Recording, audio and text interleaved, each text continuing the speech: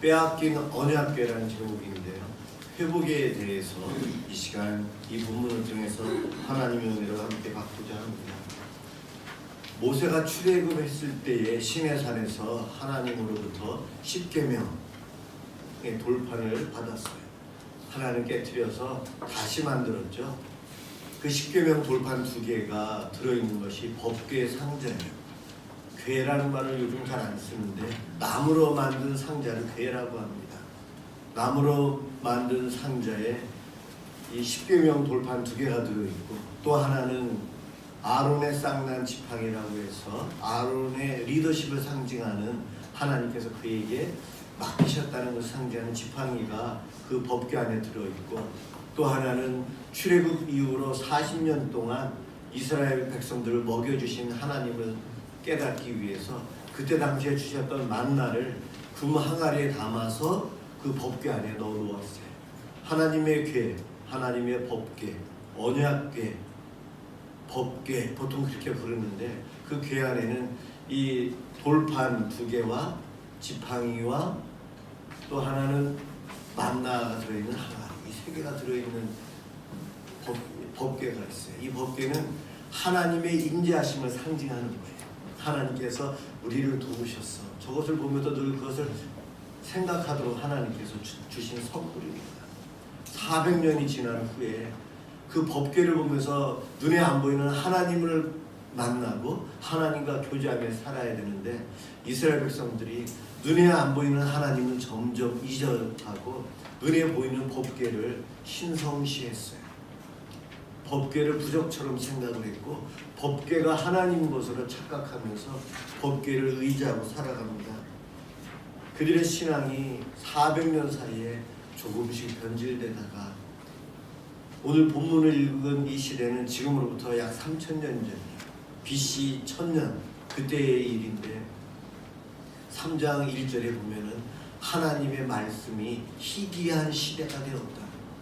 하나님께서 말씀을 항상 하고 계시는데 과거나 지금이나 미래에도 하나님의 말씀을 늘 우리에게 풍성히 주어주십니다. 그런데 당시에 이스라엘 백성들은 귀 기울이지 않았고요. 보이지 않는 하나님의 말씀보다는 눈에 보이는 현상들만을 쫓아 살았어요. 그러다 보니 하나님의 택한 백성이었지만 하나님을 바로 믿지 못하고 오늘날로 하면은 이단으로 빠지는 거예요. 말씀이 희귀해요. 말씀이 없다 보니 기준이 없어지고 사람들이 체험한 것, 어디서 무슨 큰일이 일어났더라, 기적이 일어났더라, 그것을 쫓아다니다 보니 절대적인 기준인 말씀을 놓쳐버린 거예요. 하나님의 말씀이 희귀한 시대. 제사장 엘리 제사장과 그의 아들이 행실이 나빴대요. 윤리적으로도 선하지 못해서 오늘로 말하면 뉴스의 범죄자로 목회자들이 계속 오르내리는 시대가 되었어요. 제사장들이, 그의 아들들이 하나님을 잘 알지도 못해요. 이제 성경을 제대로 연구도 안 하고 말씀을 잘못 선포하고 성경의 일부분만을 가지고 이단적으로 해석하고 그러한 시대였어요. 하나님께 드려진 재물을 자기 멋대로 갈취합니다. 헌금이 들어왔는데 목회자가 사적으로 쓰고 그 돈을 가지고 하나님의 영광을 위해서 사용하지 않는 일들이 일어났어요. 재물을 마음대로 자기가 갖다가 먹고 감추고 팔고 하는 일들이 엘리 제사장과 그의 아들들이 그와 같은 일들을 범합니다. 제사장의 임무에 충실하지 못하고 있어요. 오늘날 목회자들이 목회에 열심이기보다는 취미생활에 열심이고 더 열정적일 때가 있어요. 제사장이 그의 아들들에게 신앙교육을 바르게 시켜야 되는데 엘리는 두 아들들이 삐뚤어졌지만 영적인 교육에 신경 쓰지 않아서 두 아들들은 더 악해져 갑니다.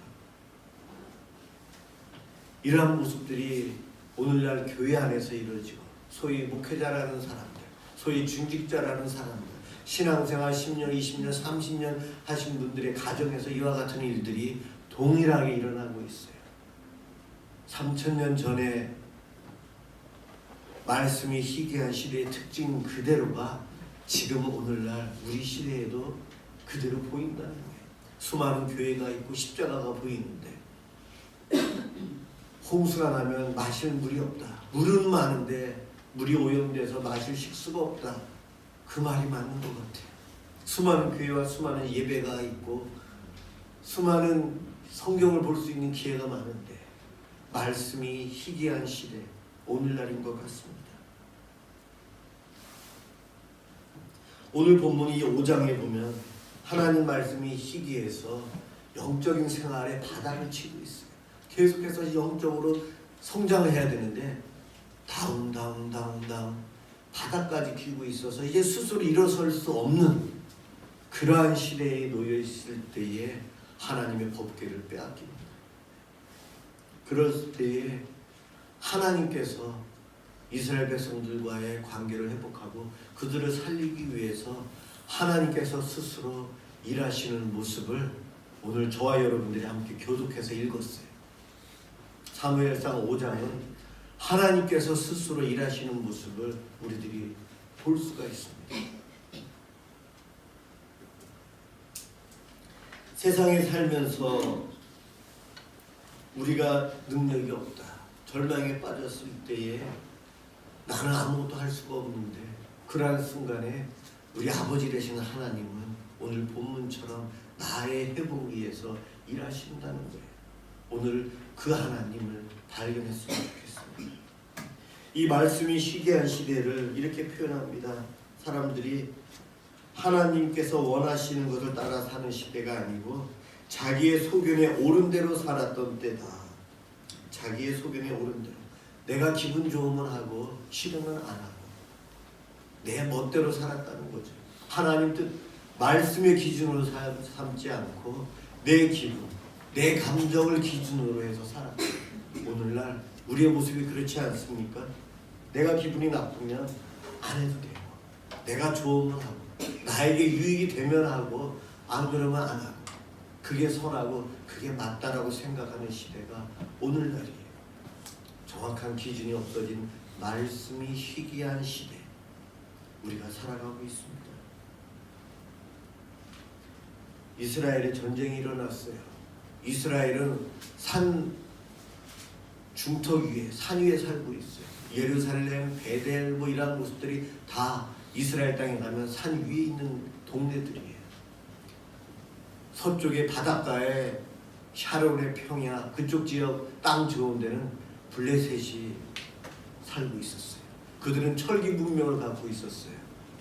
다윗 왕 때에, 사울 왕 때에 어린 다윗에게 갑옷을 입혀주는 것처럼 당시에는 철로 만든 칼은 왕만이 갖고 있었고 대부분은 그렇지 못했어요. 돈이 있는 부유한 사람들만이 좋은 무기를 갖고 있어요. 중세 시대에도 보면은 성주들이 전쟁에 나가서 싸워요. 돈 있는 사람만 철기 문명을 이용해서 강한 무기를 갖고 있어요. 블레셋이 이때 당시에 철기 문명을 받아들여서 무기가 철기였어요. 전쟁을 잘하는 민족이었습니다. 그들과 이스라엘의 싸움, 불보듯 뻔합니다. 이스라엘이 져야 되는 것이 상식이에요. 그런데 하나님께서 그동안 지켜주셨거든요. 그런데 전쟁이 일어났을 때에 말씀이 없는 시대였기에 엘리의 두 아들들은 법궤를 가지고 나가면 우리가 이길 거야, 그 생각을 한 거예요. 법궤를 가지고 앞세워서 나가서 전쟁하면 우리는 승리해, 그 생각 가지고 나가서 전쟁을 했다가 다 죽어버려요. 법궤마저 빼앗겨요. 어떻게 보면 법궤를 내세워서 나가서 전쟁했다, 믿음이 좋은 것 같지 않습니까? 초신자인 경우는 좋은 믿음이라고 해줘야 돼요. 그렇지만 신앙생활 이미 오래 한 사람은 그것은 변질된 믿음이에요. 잘못된 믿음이에요. 이 법궤를 부적처럼 사용했다는 거예요. 부적이라는 것이 무엇이죠? 종이나 이런 데다가 그림이나 글씨를 써가지고 지갑에 넣어 갖고 다니거나 몸에 품고 다니고 집에다가 붙여놓거나 베개 안에다 집어넣기도 하고 이러면서 그것이 효력이 있다고, 악한 신을 물리쳐내는 능력이 있다고, 그것을 그 부적을 갖고 있으면 재산이 많이 들어오게 한다는 능력이 있다고 하는 주술적인 것이 부적이에요. 정말 미신적인 것이고 오늘날도 그것이 우리 이 사회에 많이 있죠. 식당에 가보면 그런 것이 붙어있는 데가 있어요. 그것 자체가 능력이 있는 것이 아닌데 지금 엘리의 두 아들들은 법궤에 그런 능력이 있는 것을 착각하고 법궤를 내세워서 갑니다. 전쟁하기 전에 하나님께 제사를 드리고 우리를 이기게 해주시고 우리를 구원해 주세요라고 그런 것이 아니고 그냥 법궤를 가지고 나간 거예요. 전쟁터에. 믿음 없는 행동이었고요. 법궤 자체가 하나님으로 착각하고 눈에 안 보이는 하나님을 눈에 보이는 형상으로 만든 십계명의 두 번째를 어기면서 그들은 그게 하나님을 착각하고 전쟁에 나갔던 거예요. 그래서 전쟁에서 수많은 사람들이 죽고 법궤마저 빼앗겼어요. 오늘 5장 1절에 보면 그 법궤가 어떻게 떠나냐면 에베네셀에서부터 아스돗에 이릅니다. 에베네셀이라는 조금 전에 찬양도 불렀는데요. 5장 1절에 에베네셀이 나오고 7장 12절에 에베네셀이 나와요. 장소에 대한 지명입니다. 그 뜻이 하나님께서 여기까지 도우셨다. 하나님께서 여기까지 도우셨다. 오늘 찬양은 장래에도 도우시는 하나님이라고 찬양을 조금 전에 에베네셀 하나님 찬양했는데 가사가 정말 옳게 되어져 있어요. 여기까지 도우신 하나님, 그 하나님은 지금까지가 아니고 여기까지가 아니고 앞으로도 쭉 계속 우리를 도우시는 하나님이에요. 저와 여러분을 구원해 주시고 복 주시는 하나님은요 에베네셀의 하나님이세요. 그럼요. 그 하나님께서 지금 영적으로 바닥을 치고 있는 이스라엘 백성들을 위해서 그들의 회복을 위해서 회복 여행을 출발하시는 장소가 에베네셀이고 이제 블레셋의 여러 도시를 거쳐서 다시 돌아오는 곳이 에베네셀이에요. 5장에서 에베네셀, 7장에서 에베네셀 가로로 이 본문을 묶어두고 있어요. 영적으로 침체되어서 낙심해서 스스로 일어설 수 없는 아무것도 할 수 없는 상황에 빠져있는 이스라엘 백성들을 구원하기 위해서 하나님께서 스스로 일하시는 모습이 나와 있어요. 하나님께서 힘이 없으셔서 블레셋에 하나님의 개가 잡혀가도록 했을까요? 우리 하나님은 능력이 많으신 분이십니다. 우리 예수님이 십자가에 달려 돌아가실 때 어린 양이 붙잡혀 가듯이 끌려갔어요. 그 모습처럼 지금 법궤가 블레셋에 의해서 이 도시 저 도시로 옮겨다니고 있어요. 비참한 모습이에요. 그런데 그 이면에 하나님께서 그렇게 하신 것을 우리는 발견해야 됩니다. 에베네셀, 에라는 것은 아버지라는 뜻이에요. 벤, 누구의 아들이라는 뜻입니다. 에셀, 에제르라는 것은 도우신다는 뜻입니다. 아버지가 아들을 도우신다. 에베네셀. 에베네셀이라는 단어는 아버지와 아들의 관계. 그래서 아버지가 아들을 도운다는 이야기입니다. 하나님의 아버지 되시고 저와 여러분들이 아들이에요. 하나님은 아버지와 아들의 관계가 깨어져서 하나님의 말씀이 희귀한 시대에 전쟁에 패해서 낙심해 있는 이스라엘 백성들을 구원하시고 아버지와 아들의 관계를 회복하기 위해서 에베네셀에서 출발해서 아스돗을 거쳐서 나중에는 에베네셀로 돌아오는 그 회복의 여행을 5장, 6장, 7장에서 하고 계세요. 법궤는 아무나 옮길 수 있는 것이 아니에요. 블레셋 사람들이 법궤를 아스돗으로 가지고 가고 가드로 가지고 가고 에그론을 가지고 갔다가 이제 돌려보냅니다. 법궤를 마음대로 가지고 다니는 모습을 보는데 그럴 수 없어요. 이 이후에 몇십 년 후에 다윗이 하나님의 법궤를 갖고 오기 위해서 명령했을 때에 나군의 타작마당에 이르러서 그 법궤를 실은 달구지라고 할까요? 그것을 끌고 가던 소들이 날뛰면서 법궤가 땅으로 떨어지려고 할 때에 우사가 법궤를 잡아요. 법궤를. 그러면 하나님은 그 우사를 축복해 줘야 되는데 하나님은 그 우사를 죽이세요. 법궤를 제사장이 만져야 되고 아무나 만지면 안 돼요. 하나님의 거룩을 침범하는 것이고 하나님께서 하라는 방법대로 안 했기 때문에 죄가 돼요. 그런데 블레셋 사람들은 마음대로 옮기는데 하나님께서 가만히 계셨을까요? 오늘 본문에 보면 블레셋 사람들은 전리품으로 이것을 얻었다라고 기뻐서 자기네 신이 이겼다고 생각해서 다곤의 신전에 가져가서 다곤 신 옆에 법궤를 놔둬요. 하룻밤 자고 일어났더니 법궤 앞에 다곤 신상이 엎드려져서 하나님께 절을 하고 있는 거예요. 다곤 신은 위로는 사람, 밑으로는 물고기 모양으로 되어 있어요. 깜짝 놀라서 그들이 다시 세워놓습니다. 다음날 다시 들어가 보니 이번에는 엎드려져서 절하고 있는 것에다가 목이 잘려져 있고 팔이 잘려져 있어요. 무능한 신. 하나님께서 다곤을 이기신 모습을 보여주십니다. 그들이 두려워해요. 그러면서 그 지역에 악한 종기가 나게 해서 어른들을 막 쓰러지고 죽어가요. 그러자 하나님의 신이 저 법궤로 인해서 우리에게 저주를 내리는구나, 옮겨야 되겠다는 생각을 해요.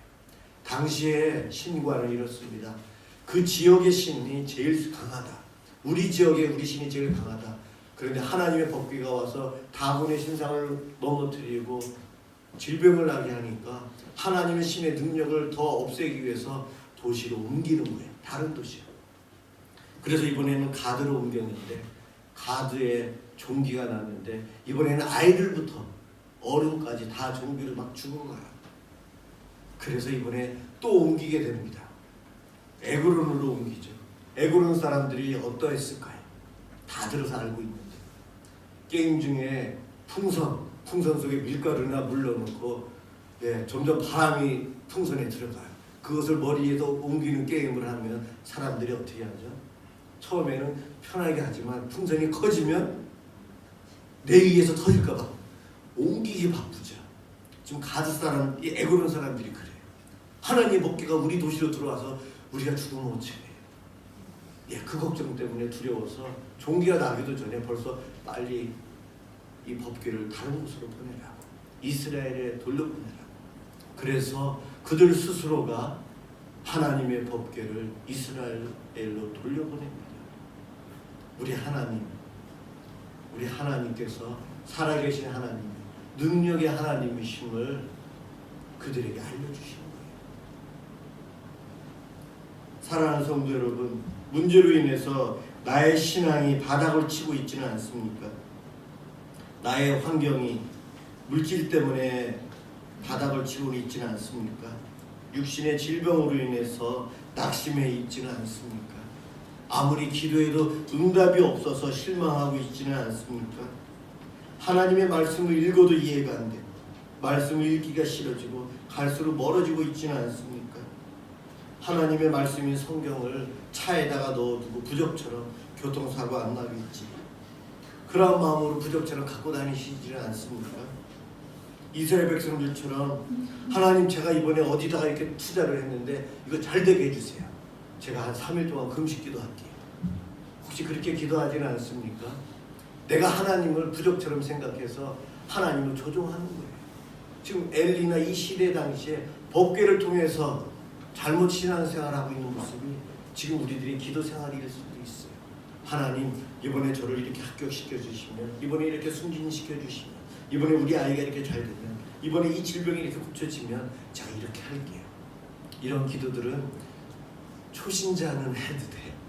초신자들은. 그렇지만 10년 이상 신앙생활 하신 분들은 그렇게 하는 거 하나님께서 그거 잘못된 거야, 10계명을 어긴 거야 말씀하실 거예요. 아마 초신자에게도 야단치실지 모르겠어요. 그렇게 하면 안 되는 거죠. 그런데 우리는 기준이 없어서 그런 기도를 아무런 거리낌 없이 지금도 하나님께 하고 있다는 거예요. 내 신앙 상태가 지금 어떠한지를 살펴야 됩니다. 이스라엘 백성들이 애굽의 노예로 있을 때 그들이 고통 가운데 있는 것을 하나님은 보고 계셨어요. 그들의 부르짖음을 들으셨고 그 근심을 아셔서 하나님께서는 친히 10가지 재앙을 일으켜서 출애굽하게 해주신 분이 우리 하나님이십니다. 애굽에서 바로의 손에서 건져내신 하나님의 손, 출애굽을 통해서 우리는 알 수 있어요. 그 하나님이 지금도 저와 여러분들을 위해서 그와 같은 일들을 하고 계십니다.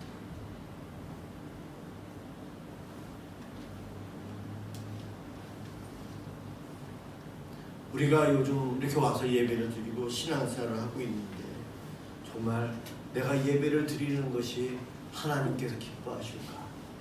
예배가 부족이 될 수 있다는 거 아세요, 여러분? 일주일 동안 생활하다가 주일날 와서 예배 한번 드리면 하나님 기뻐하시겠지. 나는 복 받고 헌금을 내가 오늘 드렸으니까 하나님 나에게 복 주시겠지. 내가 안 드렸으면 안 주실 수도 있어. 그 생각이 깔리는 거예요. 내가 하나님께 잘해드리면 하나님께서 나를 복 주실 거야. 내가 하나님을 조종하는 그러니까 이단들, 우상 숭배하는 사람들의 종교관이 나에게 들어와 있는 거예요. 그렇게 해서는 안 되거든요. 그렇게 하지 않기 위해서는 말씀을 붙들어야 돼요. 하나님의 말씀이 풍성히 나에게, 우리에게 있어야 돼요. 말씀 충실해야 됩니다. 그러지 않으면 내 신앙이 언제 이렇게 변질될지 몰라요. 내가 이렇게 변질되어져 있고 잘못된 상태에 빠져 있는데 그것도 모르고 있다는 거예요. 그럴 때 하나님은 가만히 계시지 않고 오늘 본문처럼 일하십니다. 오늘 이 본문을 보면서 예수님의 십자가 사역이 그대로 저는 떠올라요. 총독에게 붙잡혀가고 대제사장 앞에 가고 많은 사람들 앞에서 예수님께서 십자가에 못 박히시기 바로 전날 밤 밤새도록 이곳저곳으로 불려다니면서 재판을 받는 모습이 오늘 본문에 블레셋의 각 도시를 이곳저곳으로 붙잡혀서 다니시는 하나님의 법궤의 모습이 그대로 보입니다. 십자가 위에 달려 돌아가실 때 우리 예수님은 나체였어요. 팬티도 없어요. 당시에는 팬티라는 옷이 없잖아요. 세마포라고 해서 위에서 뒤집어 쓰는 원피스예요. 그것마저 다 군인들이 제비 뽑혀서 다 벗겨가서 예수님은 알몸으로 십자가에 못 박혀 돌아가셨어요. 예수님께서 능력이 없으셔서 그 십자가에 죽으셨나요? 하나님이셨고 신이셨는데 우리 인류의 죄를 담당하고 우리를 구원하시기 위한 하나님께서 계획하신 방법이 한 사람이 죄값을 치러야 되고 그것을 통해서 죄 용서를 받는다는 하나님의 구원의 계획에 순종하셔서 예수님께서 저항도 안 하시고 그 길을 가셨어요.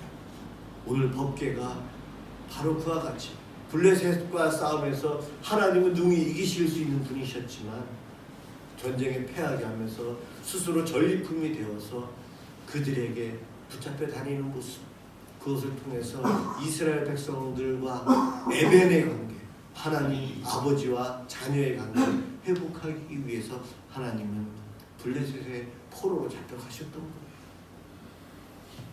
그 하나님, 그 예수님이 저와 여러분들의 하나님이세요. 지금 우리가 여기서 이렇게 예배를 드리고 있는 이 순간에도 우리 하나님은 지금도 일하고 계세요. 나를 회복하기 위해서. 하나님과 나와의 관계 아주 중요하거든요. 아버지와 아들의 관계다.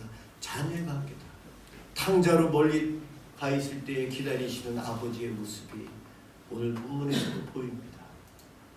우리 하나님은 그와 같은 사랑의 하나님이세요. 그 하나님을 바르게 믿을 수 있는 방법은 말씀을 붙드는 것밖에 없어요. 여러분, 올 한 해 더욱더 말씀을 붙잡고 말씀 중심으로 살아가시기 바랍니다. 말씀이 없으면 나도 모르게 쓰러져요. 그러시면 우리 하나님 또 십자가 사역을 또 하셔야 돼요. 그러지 않도록 우리가 말씀 중심으로 살아갈 때 우리 하나님 얼마나 행복하시고 기뻐하실까요? 또 우리의 삶 가운데 절망에 빠지고 낙심에 빠질 때가 있을 거예요. 지금도 그런 상태에 있는 분도 계실 수 있어요.